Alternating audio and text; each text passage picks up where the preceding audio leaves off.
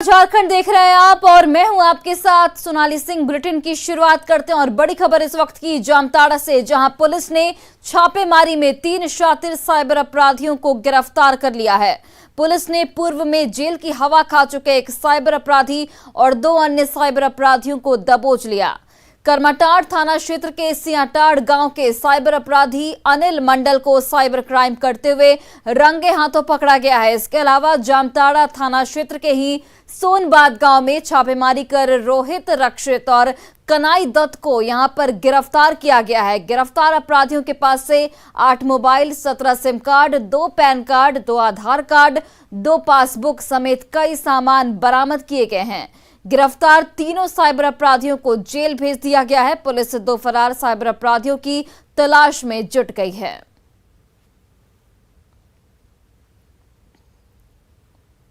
और वहीं चाईबासा में पुलिस ने पीएलएफआई नक्सली संगठन के सदस्य डेबरा बर्जो उर्फ बासा बर्जो को गिरफ्तार कर लिया है। वाहन चेकिंग के दौरान पुलिस ने उसे धर दबोचा। पकड़े गए नक्सली की निशानदेही पर गांव के ही जंगल से लूटी गई बाइक, एक कार्बाइन मशीन, एक खाली मैगजीन और गोली के साथ पीएलएफआई का चंदा रसीद भी यहां पर बरामद किया गया है।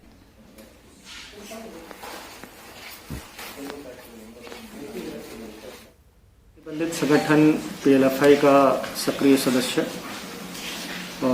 बासो बर्जो और डेबरा बर्जो की गिरफ्तारी सोनुआ थाना के पंसुआ घाटी क्षेत्र से हुई है। इसके पास से एक देसी मशीन गन, कार्बाइन और जिंदा कारतूस, चंदा के रशीद और एक लूटी हुई मोटरसाइकिल बरामद की गई है। वहीं रांची के बुढ़मू थाना क्षेत्र के साड़म में नक्सलियों ने जमकर उत्पात मचाया है। नक्सलियों ने तालाब निर्माण में लगी जेसीबी, पोकलेन और हाइवा को आग के हवाले कर दिया।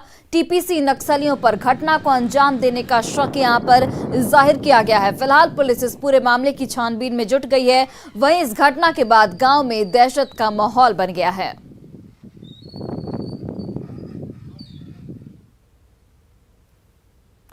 गोड्डा बाघमारा साप्ताहिक हाट में 2 पक्षों के बीच जमकर लात और घूंसे चले। दरअसल एक शख्स ने दूसरे शख्स को साढ़ू कह दिया। इसके बाद विवाद बढ़ गया। आप तस्वीरों में साफ तौर पर देख सकते हैं कि दोनों कैसे एक दूसरे से भिड़ गए और लोग उन्हें छुड़ाने की कोशिश में यहां पर लगे हुए हैं।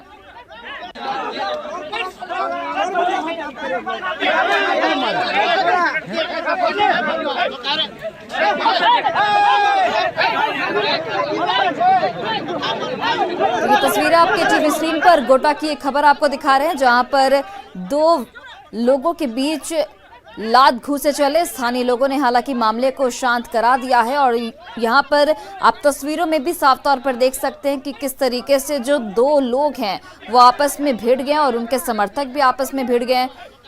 एक मामूली बात को लेकर ये विवाद शुरू हुआ और ये विवाद बढ़ता गया। हालांकि समय रहते ग्रामीणों ने मामले को सुलझा लिया है। झगड़ा कैसे हुआ? झगड़ा हुआ साड़ू बोलने का चलते। कौन साड़ू बोला? कौन साड़ू बोला? साड़ू बोला? हाँ। अच्छा, तो कोई रिश्ता नहीं उससे। आपका साड़ू है? नहीं। और देखिए, धनबाद में मानवता एक बार फिर शर्मसार हो गई। तेतुलमारी के मोदी डी शिव मंदिर के पास नवजात बच्ची का शव मिलने से सनसनी फैल गई। शव जोड़िया के बहते पानी में पड़ा था। पुलिस ने नवजात के शव को बाहर निकाला। शव मिलने के बाद इलाके में कई तरह की चर्चाएं शुरू हो गईं। लोग ये भी कह रहे हैं कि नवजात को बेटी होने की सजा मिली है। पुलिस फिलहाल इस पूरे मामले की जांच में जुट गई है। और खबर गढ़वा से, जहां बड़गढ़ प्रखंड के कुल्ही के जंगल में तेंदुए के हमले में 3 गोवंश की मौत हो गई। मिली जानकारी के अनुसार जंगल में चरने गए किसान के एक दुधारू गाय एवं बछड़े पर हमला कर जंगली तेंदुए ने निवाला बना लिया। तेंदुए के हमले के कारण हुए गोवंशों की मौत से किसानों को नुकसान पहुंचा है। घटना की जानकारी सीनियर अधिकारियों को दे दी गई है। बरगढ़ प्रखंड अंतर्गत टेहरी पंचायत के बीजेपी नेता बाबूलाल मरांडी धनबाद में कोयले की चाल धंसने की घटना पर हेमंत सरकार पर निशाना साधते हुए दिखाई दिए। बाबूलाल मरांडी ने यहां पर यह कहा कि सरकार हर मोर्चे पर फेल है। जो मौत का आंकड़ा दिखाया जा रहा है वह जमीनी हकीकत से अलग है। इस घटना के बाद प्रशासन ने तुरंत रेस्क्यू नहीं किया। 13 से 14 घंटे के बाद प्रशासन वहां पर पहुंचा ताकि अधिकतर सबूत खत्म हो जाए।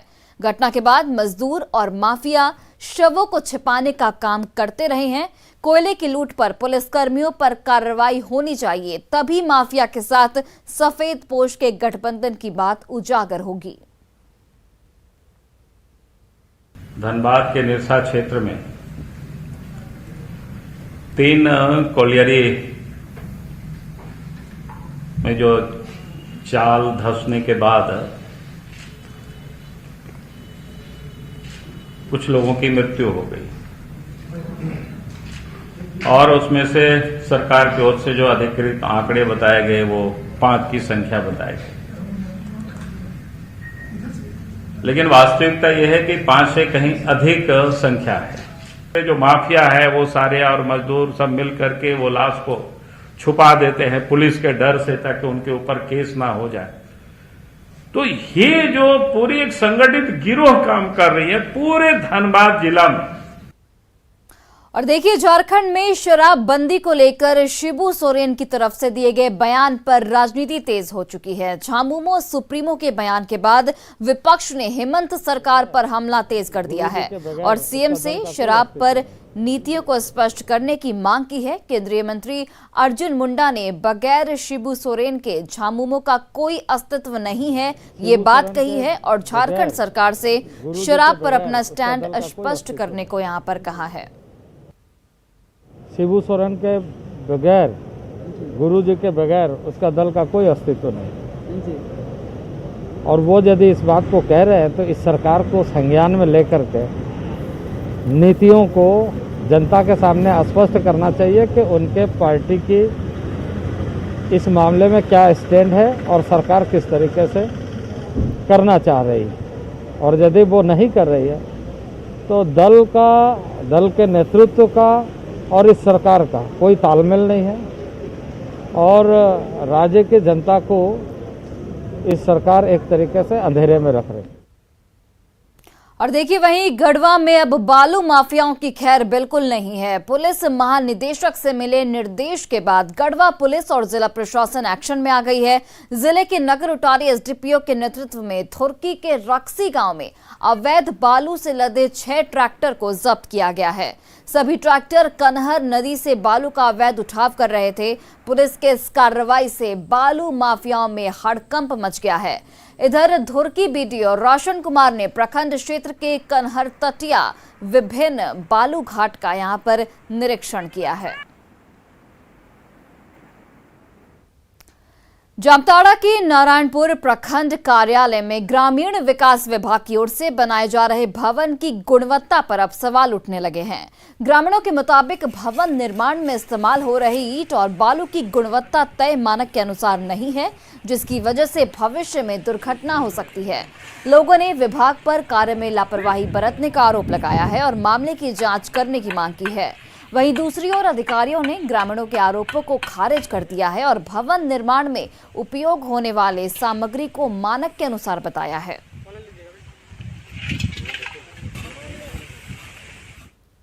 कहना मेरा यही है कि मैंने आज जो सरकार का प्रावधान है उसके हिसाब से चिमनी ईंटा लगना चाहिए, लेकिन यहाँ चिमनी ईंटा न लग करके यहाँ बंगला भाटा का ईंटा निर्माण हो रहा है। कहीं न कहीं इसमें कुछ न कुछ जरूर गड़बड़ है, इसलिए हम इस विषय को उच्च स्तरीय जांच की मांग करते हैं। न्यूज में पता चला कल का कि ऐसे बंगला भाटा दिया जा रहा है, जिसको जेई ने बताया काउंटर ओनर का कि नहीं बंगला भाटा नहीं लगाया जाएगा। लेकिन आज भी उसको मुंशी को बुलाकर ये बताया गया कि मेरा ब्लॉक के बगल में बन रहा है, गुणवत्तापूर्ण बनना चाहिए, जो भी एस्टिमेट है उसी का अनुरूप बनना चाहिए। गलत बनेगा तो यहाँ काम नहीं होने देंगे, काम रोक देंगे और उसकी सूचना जो है उपायुक्त महोदय को दे दिया जाएगा। और देखिए, खरसावां जिले के आदित्यपुर में स्थित पेयजल एवं स्वच्छता विभाग के जर्जर भवन का छज्जा भरभरा कर गिर गया। हालांकि घटना के दौरान ऑफिस में कोई कर्मचारी मौजूद नहीं था। ये एक राहत की बात रही। घटनास्थल पर मौजूद कर्मचारी के मुताबिक भवन की हालत पहले से ही काफी दयनीय है। विभागीय अधिकारियों को स्थिति से कई बार अवगत कराया गया है, लेकिन अधिकारी जर्जर भवन की मरम्मत नहीं करा रहे हैं। छत का छज्जा जो गिरा है ये कल आज सुबह में गिरा है 4-5 बजे के लगभग। हम लोग यहीं पर बैठते हैं, हम लोग की गाड़ी यहीं पर रहती है। आवास की मरम्मती एवं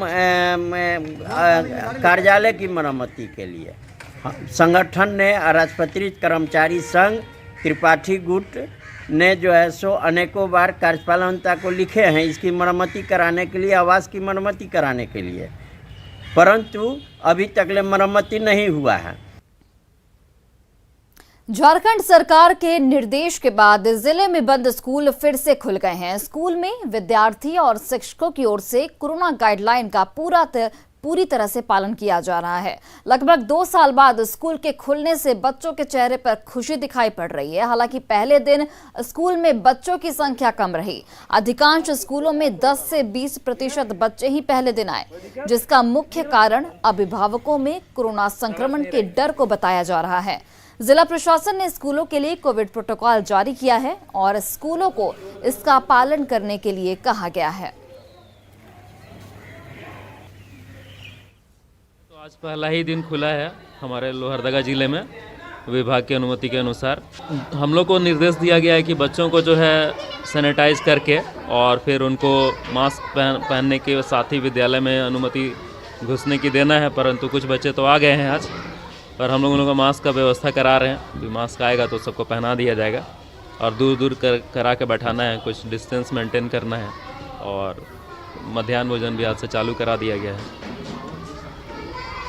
हाँ, और गार्जियन की सहमति भी आवश्यक है अभिभावक की, तो उसके लिए बाकायदा एक फॉर्मेट है जिसमें हम लोग बच्चों के गार्जियन से साइन कराया जाएगा। इतने दिन में स्कूल खुलने के बाद अच्छा लग रहा है, क्योंकि ऑनलाइन क्लास में पढ़ाई नहीं हो पाता था, क्योंकि बहुत लोगों के पास मोबाइल नहीं होता था, और स्कूल खुलने के बाद हम सभी को अच्छे से समझकर पढ़ाई कर सकते थे।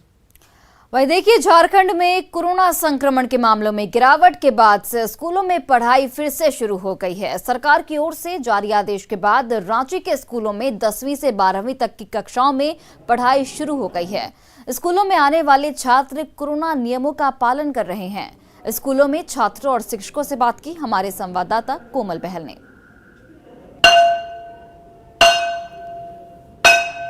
भुलवा रहे हैं जो है कैसा फिर से काश वो तकदीर मिल जाए, जिंदगी के वो हसीन पल मिल जाए। आओ बैठ चले उस लास्ट बेंच पर, क्या पता स्कूल के वो दोस्त दोबारा मिल जाए। कोरोना महामारी के दौरान जब एक तरफ जिंदगी जो है वो बिल्कुल रुक गई थी, ऐसे में बच्चों को भी लग रहा था कि स्कूल्स कब खुलेंगे। लास्ट बेंच में बैठ के शरारत हो या फर्स्ट बेंच में बैठकर पढ़ाई, इन सभी चीज़ों को जो बच्चे हैं वो भी काफ़ी ज़्यादा मिस कर रहे थे। ऐसे में करीब 22 महीने के बाद स्कूलों का संचालन जो है वो 6 घंटे की अवधि के लिए शुरू कर दिया गया है। बच्चे कितने एक्साइटेड है, क्या सोचते हैं, इनसे बात करते हैं। आप बताइए, इतने दिनों बाद जो है वो स्कूल्स खुले हैं, कैसा महसूस कर रहे हैं? हमको बहुत अच्छा लग रहा है कि स्कूल खुला है, और ऑनलाइन क्लास में उतना अच्छा से नहीं पढ़ाई होता था, और ऑफलाइन में डाउट भी क्लियर हो जाता है हम लोग का, और अच्छे से हम लोग दोस्त लोग के साथ भी हेल्प लेके पढ़ सकते हैं। तो आप अभी 10th के स्टूडेंट्स हैं, बोर्ड्स की परीक्षाएं सामने हैं, क्या लग रहा था कि ऑनलाइन पढ़ाई होती है तो अच्छे से एग्जाम दे पाएंगे या ऑफलाइन में? नहीं, ऑनलाइन में रहता तो आधे से ज़्यादा कुछ समझ नहीं आता, डाउट भी क्लियर नहीं होता है। अच्छा कि स्कूल खुला कि आप लोग डाउट भी पूछ सकते हैं, समझ सकते हैं। तो कुछ शिक्षक भी हैं, हम उनसे भी बात करेंगे, उनसे भी उनकी राय जानना चाहेंगे। सर, एक बार फिर से स्कूल खुल गया है, कैसे देखते हैं ऑनलाइन एजुकेशन? चूँकि काफ़ी बच्चों का ये कहना है कि ऑनलाइन में डाउट्स क्लियर नहीं हो पाते, आपका क्या मानना है? जी, ऑनलाइन क्लासेस के दौरान दिक्कतें तो आ रही थी बच्चों को, क्योंकि ज़्यादातर बच्चे जुड़ नहीं पा रहे थे, चाहे वो नेटवर्क का इशू हो या डेटा का हो या डिवाइस का प्रॉब्लम हो। और ऑफलाइन क्लासेस खुल जाने के बाद हमारे लिए भी ये बेहतर हुआ है कि एक एक बच्चे पर हम अब ध्यान दे पा रहे हैं। तो खैर, आप देख सकते हैं तस्वीरों के माध्यम से कि बच्चों ने जो है प्रॉपर सोशल डिस्टेंसिंग को पालन करते हुए एक सीट छोड़ करके वो बैठे हैं ऑल्टरनेटिव पे। इनके चेहरे पर मास्क भी है ताकि जो संक्रमण का फैलाव ना हो पाए। कैमरा पर्सन संजीव के साथ कोमल बहल, न्यूज़ 18 रांची। और गोड्डा में आज से स्कूल खुल गए हैं। 22 महीने के बाद पहली कक्षा से लेकर 12वीं तक के स्कूल खोले गए हैं। स्कूल खुलने के बाद बच्चों में काफी उत्साह देखा जा रहा है। स्कूल में कोरोना गाइडलाइन का यहां पर पालन भी किया जा रहा है। अधिक जानकारी दे रहे हैं हमारे सहयोगी गौरव झा। पूरे 22 महीने के लंबे अंतराल के बाद झारखंड के 17 जिलों में स्कूल को खोलने की अनुमति मिल गई है। एक 22 महीना यानी कि करीबन 2 साल का वो वक्त रहा है जब बच्चों ने ऑनलाइन क्लास किया था और प्रॉपर क्लासेस नहीं चल पा रहे थे। लेकिन अब जो है 6 घंटे वाली जो स्कूल होती है वो एक दफ़ा फिर से शुरू हो चुकी है। बच्चों में एक अलग उत्साह है। कोविड प्रोटोकॉल के तहत बच्चों को स्कूल में जो आने की अनुमति है वो दी गई है मास्क और सैनिटाइजर के साथ। आप देखिए कि क्लासेस जो चल रहे हैं उनमें बच्चों को भी सोशल डिस्टेंसिंग मेंटेन करिए या मास्क पहना कर ही बिठाया जा रहा है। यहाँ कुछ बच्चे हैं, उनसे हम बातचीत करने का प्रयास करेंगे क्योंकि एक लंबा अंतराल रहा है। 2 साल तक जब आप घरों में रहे और वहाँ से उसके बाद आए हैं तो ये कैसा अनुभव है? ऑनलाइन क्लास में जैसे कि बहुत टाइम हम लोगों को अच्छे से वॉइस अच्छा से नहीं आता था, वीडियो ब्लर आता था, लेकिन फिर भी अच्छा से पढ़ाई होता था। और ऑफलाइन क्लास में तो हम लोग अच्छे से पढ़ सकते हैं। अब हम लोग टीचर के सामने कुछ भी पूछ सकते हैं। तो आई टू आई कांटेक्ट होता है एक स्टूडेंट से और टीचर्स के बीच में। एक एटमॉस्फेयर सी बना रहता है कि स्कूल का क्या एटमॉस्फेयर है। ऑनलाइन के माध्यम से दूर करने का प्रयास किया जाएगा। गौरव झा, न्यूज़ 18 गोड्डा। और रामगढ़ में झारखंड आंदोलनकारी और पूर्व सांसद सूरज मंडल का 72वां जन्मदिन मनाया गया। रामगढ़ में झारखंड मिस्त्री मजदूर समिति के बैनर तले उनका जन्मदिन मनाया गया। सूरज मंडल ने अपने जन्मदिन पर केक काटा। उन्होंने कहा कि आज झारखंड गैर आंदोलनकारियों के हाथों में है। उन्होंने शिबू सोरेन पर जमकर कटाक्ष किया और कहा कि ये लोग धोखेबाज लोग हैं। गैर आंदोलनकारियों के हाथों से झारखंड को बचाने के लिए वो संकल्पित हैं। इसलिए अब हमारा मकसद है कि ये गैर आंदोलनकारी शिबू सोरेन ने मेरे साथ गद्दारी किया है, बेईमानी किया है, आंदोलनकारियों के साथ बेईमानी किया है, गैर आंदोलनकारी को मुख्यमंत्री बनाया। मेरा मकसद है अब इसको गैर आंदोलनकारी को कबाड़ के फेंक देना है। और देखिए, रांची विश्वविद्यालय का आज 35वां दीक्षांत समारोह आर्यभट्ट सभागार में मनाया गया। इस समारोह में राज्यपाल रमेश बैस शामिल हुए। समारोह में कुल 24,372 छात्र छात्राओं को यहां पर डिग्री दी गई। 79 लोगों को गोल्ड मेडल यहां पर दिया गया। वहीं छात्रा यहां पर कई लोग शामिल रहे। 104 को पीएचडी और 2 को डी लिस्ट की उपाधि दी गई। इस साल कुल गोल्ड मेडल में से 61% पर छात्राओं का कब्जा रहा। पिछले 1 दशक की अगर बात करें तो 1 दशक से रांची विश्वविद्यालय में गोल्ड मेडल पर छात्राओं की बादशाहत बरकरार है। 33वें दीक्षांत समारोह में सबसे अधिक छात्राओं ने गोल्ड मेडल प्राप्त किया था। झारखंड की हृदयस्थली में गिरिडीह में अवैध आरा मिल संचालकों पर वन विभाग का शिकंजा कसने लगा है। वन विभाग ने देवरी प्रखंड के आरागारों के छछनी टोला में अवैध तरीके से संचालित आरा मिल पर छापेमारी की। इस छापेमारी के दौरान वन विभाग ने लाखों रुपए की लकड़ी सहित 15 ट्रैक्टरों को यहां पर जब्त कर लिया।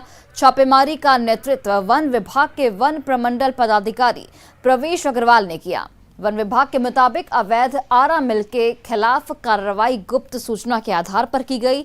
वन विभाग ने कार्रवाई करते हुए आरा मिल को ध्वस्त कर दिया।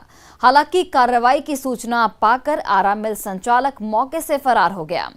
विभाग ने आरोपी आरा मिल संचालक के खिलाफ मामला दर्ज कराया है। पुलिस आरोपी की तलाश में फिलहाल जुट गई है।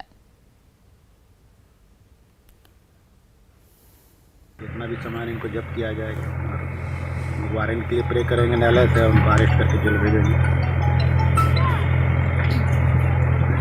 लगभग 10 लाख लकड़ियाँ होंगी। इसमें आम है, कटहल है, शिमल है, शीशम है, सखुआ है, गम्हार है, प्रजाति के हैं, कुछ मिसलेनियस प्रजाति की भी लकड़ियाँ हैं। और गोड्डा में बारिश की वजह से गोड्डा हसदिया मुख्य मार्ग पर पानी भर गया, जिसकी वजह से लोगों को परेशानी यहां पर हो रही है। मुख्य मार्ग पर स्थित सरकंडा चौक पर बारिश की वजह से लोगों के घरों में पानी भर गया है।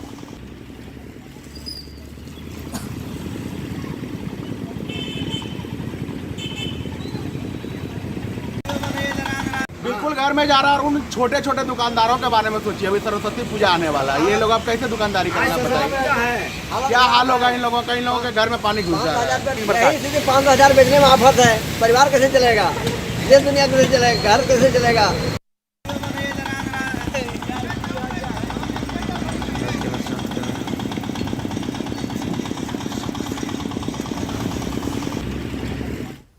और देखिए, रामगढ़ के ग्रामीण इलाकों में जलापूर्ति के लिए बनी योजनाएं दम तोड़ने लगी हैं। सोलर चलित जलापूर्ति योजनाओं के बंद होने से गांव वालों को पीने के पानी के लिए नदी और तालाबों पर निर्भर रहना पड़ रहा है। मांडू प्रखंड के गोविंदपुर के जामुन टोला में आप हमारे पीछे देख सकते हैं, इस जल मीनार का निर्माण जो है 15वें वित्त आयोग के माध्यम से लगभग 4 लाख की राशि से कराया गया था। लेकिन जब से यह बना मात्र 2 दिन यहाँ से ग्रामीणों को पानी मिल पाया। बाद में इन ग्रामीणों को पानी के लिए पास के दूधी नदी से पानी लाने को बाद होना पड़ता है। वहाँ का पानी भी प्रदूषित है। ऐसे में यहाँ के ग्रामीणों से बात कराते हैं कि किस तरह की परेशानियों का सामना इन्हें करना पड़ा, बताइए। यहाँ पर जो चापाकल था वो भी खराब कर दिया, जो पानी बना से निकलवे नहीं करता है, पानी निकलता ही नहीं है। 2 दिन चला, उसके बाद से खराब हो गया। बताइए किस तरह की परेशानी है। अरे जब से ये चापानल था तो थोड़ा मोड़ा जो भी पानी होता था मिलता था, यहाँ का ग्रामीण थोड़ा मोड़ा उपयोग कर लेता था। लेकिन जब से ये सोलर प्लेट लगा है तब से ना पानी हो किसी तरह से कुछ नहीं, और वो खराब करके रख दिया सोलर प्लेट जब से लगा।